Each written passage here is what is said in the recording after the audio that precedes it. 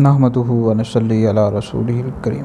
एक सवाल उकाड़ा से हमारे पास आया कि रबीउल अव्वल शरीफ के महीने में किस मौजू पर उलमा से बयानात करवाने चाहिए।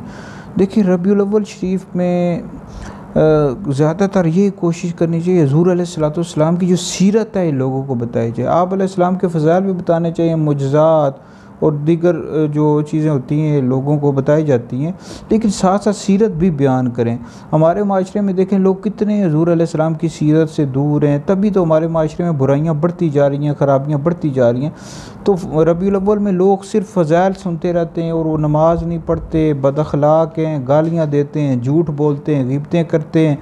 तो ये इस तरह के मौजू सेलेक्ट करके ये मस्जिद कमेटी वालों को चाहिए कि वो हुज़ूर की सीरत के हवाले से जो है ये मौजू रखें और लोगों को बताएं कि हुज़ूर का अखलाक ऐसा था, हमें लोगों के साथ किस तरह उठना बैठना चाहिए, मेल मिलाप करना चाहिए, सारी बातें।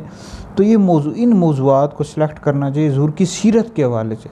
इससे माशरे में फ़ायदा भी होगा लोगों को और सीरत भी हुज़ूर अलैहिस्सलाम की उजागर होगी। तो इन मौज़ूआत पर बयानात करवाने चाहिए।